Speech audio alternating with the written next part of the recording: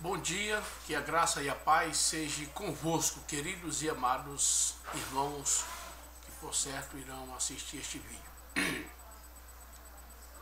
Hoje é a quarta mensagem que nós estamos ministrando uma série de mensagens referente ao reino dos céus. E hoje é a quarta mensagem que nós vamos ainda estar introduzindo este tema. Para mim é um motivo muito grande de poder estar compartilhando com vocês essas reflexões que o Senhor nesses últimos dias tem nos revelado através da sua poderosa palavra. Gostaria de pedir a vossa atenção, se você está com Bíblia agora nesse momento, de abrir a sua Bíblia no capítulo 6 do livro de São Mateus, versículo de números 10. Escreveu o evangelista Mateus, capítulo 6, versículo 10, que nos diz assim, queridos: Venha o teu reino, seja feita a tua vontade, assim na terra como no céu. Mais uma vez, venha o teu reino, seja feita a tua vontade, assim na terra como no céu. Queridos e amados irmãos, essa expressão do modelo de oração que Cristo assim nos ensinou, ela tem um reforço muito forte, ou ela nos toca de uma forma muito forte, quando em nossa oração a gente pede que o reino de Deus venha até nós. Como nós falamos em mensagens anteriores, nessa série de mensagens, que o reino de Deus já foi implantado em nosso coração. E aqui, após essa implantação, nós pedimos que ele venha até nós. Analise bem que esse texto aqui dá-nos a entender que cumprir-se-á de uma forma literal quando o Senhor Jesus Cristo exerceu o seu ministério teocrático aqui na terra, que é justamente no reino milenial. Nessa época, a igreja não mais vai estar aqui, vai estar gozando das maravilhas e das magnificências que o Senhor tem preparado para nós lá no céu. Mas uma coisa que nos chama a atenção é que esse texto, ele cumprir-se-á no milênio, né, na vida de todos os judeus.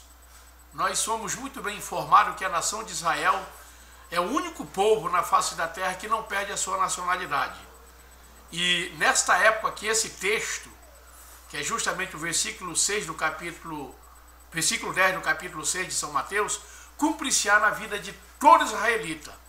Ou seja, o reino de Deus será introduzido no sentido literal na terra. Por quê? Porque de Jerusalém, nesta época, sairá as leis para toda a humanidade. O capítulo 14 do livro de Zacarias fala-nos relacionado a esse particular. O capítulo 11 do livro de Isaías fala-nos relacionado a esse particular. Não só o capítulo 11 de Isaías, como muitos e muitos outros capítulos falam-nos relacionado a esse ministério milenial, certo? Que é justamente a última dispensação que Deus enviará sobre a face da terra. E nessa época, esse versículo aqui, cumprir-se-á de uma forma gloriosa.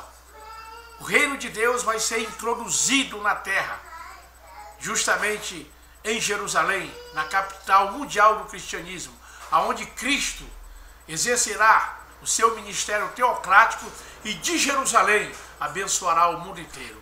A Bíblia diz nos capítulo 14 do livro de Zacarias que quem não for a Jerusalém não será abençoado. Ou a nação que não for a Jerusalém não será abençoada.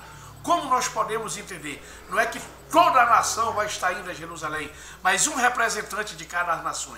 Porque no princípio, quando Deus escolheu a nação de Israel para ser um povo benquisto na sua presença, veja bem que todas as leis procediam de Jerusalém. Todos os rituais que tinham que ser feitos na lei de Moisés tinham que ser feitos justamente em Jerusalém, ou seja, no templo, no santuário do Deus Todo-Poderoso. Com a vinda de Jesus Cristo, esse quadro modificou.